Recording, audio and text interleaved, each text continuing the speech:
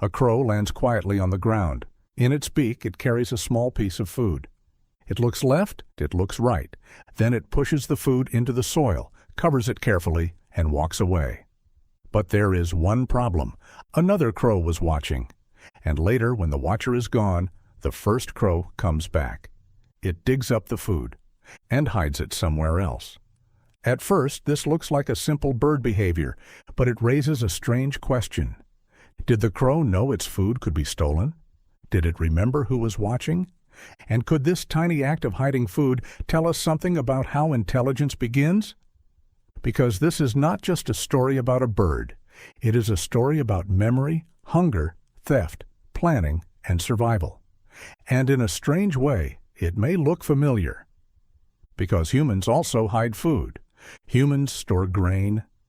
But long before human civilization had modern locks and cameras, some birds were already solving a much older problem.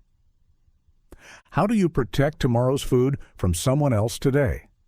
Scientists call this behavior caching. In simple words, caching means hiding food for later. A crow may hide a nut in the ground. A jay may bury seeds in hundreds of different places. A nutcracker may scatter thousands of pine seeds across a wide landscape. To us, it may look random, but for the bird, each hidden piece of food is a tiny survival plan. Because in nature, food is not always available. Today, there may be plenty. Tomorrow, there may be nothing. So caching is like building a secret pantry in the wild. But a pantry is only useful if you can find it again. But hiding food is only half the story. The real danger begins when someone else sees it. And this is where the story becomes more interesting. A bird that hides food must remember location. Some food-caching birds hide food in so many places that memory becomes a matter of life and death.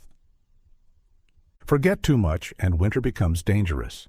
Remember well and the bird survives. But memory is only the first layer, because hidden food has another problem. Thieves, other birds, also want food, and some of them are very good at watching. Imagine a crow standing with food in its beak. It wants to hide it. But another crow is nearby. That watcher may not attack. It may not make a sound. It may simply observe. And that is enough, because if the watcher remembers the hiding place, it can return later and steal the food. So the first crow faces a serious problem.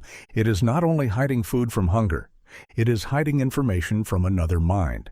This is where corvids become fascinating. Corvids are the bird family that includes crows, ravens, jays, magpies, and nutcrackers.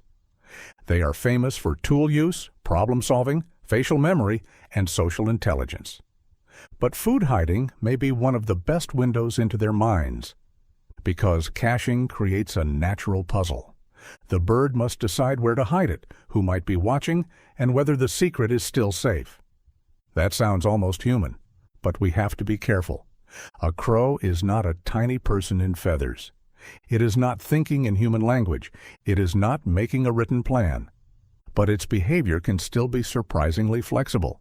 And this is where a simple bird behavior starts looking like a memory test.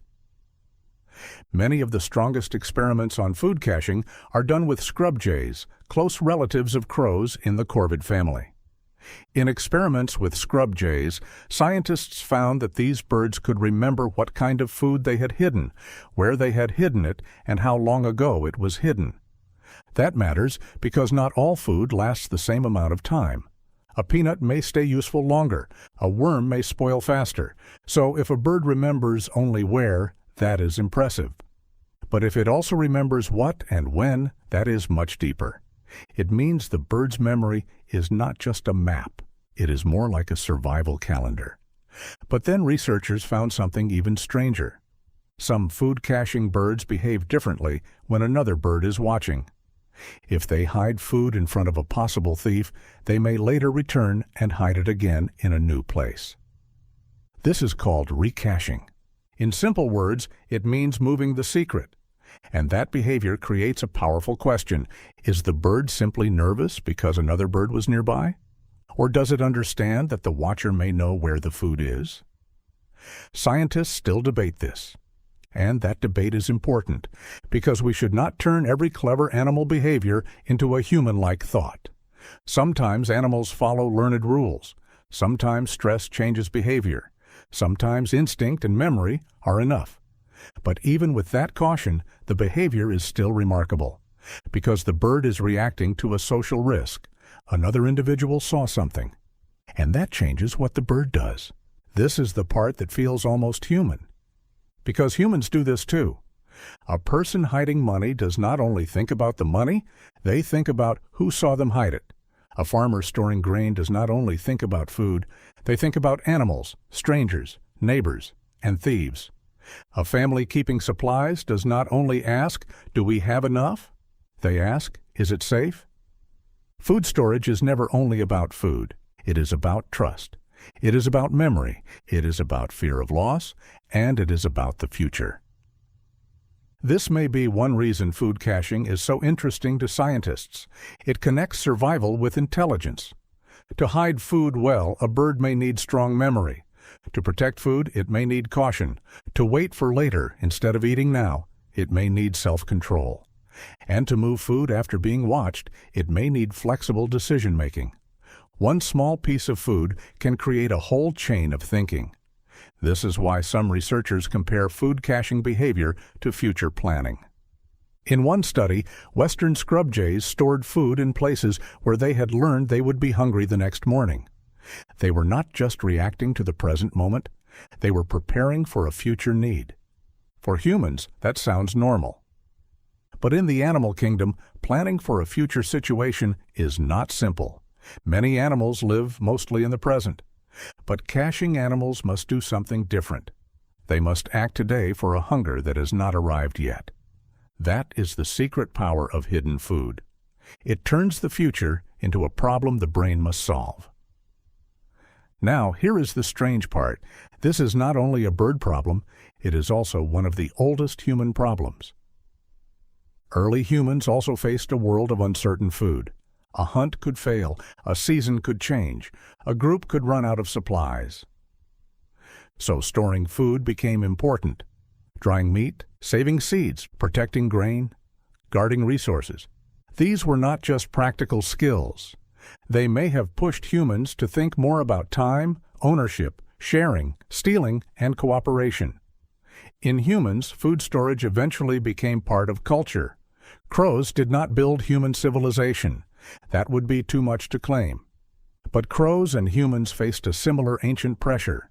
Food is valuable, tomorrow is uncertain, and anything valuable can be stolen. So when a crow hides food and later moves it after being watched, we are not seeing a human mind. But we may be seeing a similar survival problem shaping a very different kind of intelligence. A feathered intelligence, a wild intelligence, an intelligence built not for language or cities, but for watching, remembering, waiting, and surviving. And that may be why crows feel so strange to us. They are not like most birds we ignore on the street. They look back, they notice, they remember, they adjust. A crow with food is not just eating, it may be calculating risk. A crow hiding a nut is not just digging. It may be building a tiny future, and a crow moving its cache after being watched may be doing something that feels uncomfortably close to us, protecting tomorrow from someone else today.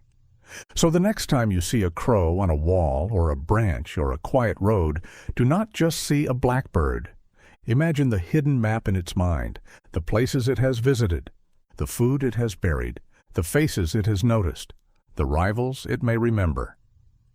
Somewhere nearby there may be a secret pantry in the dirt. And maybe if another crow saw it being made, that secret has already been moved. Because in the wild, intelligence does not always begin with tools. It does not always begin with language. It does not always begin with fire. Sometimes it may begin with a very simple question. Where can I hide this? So it will still be mine tomorrow?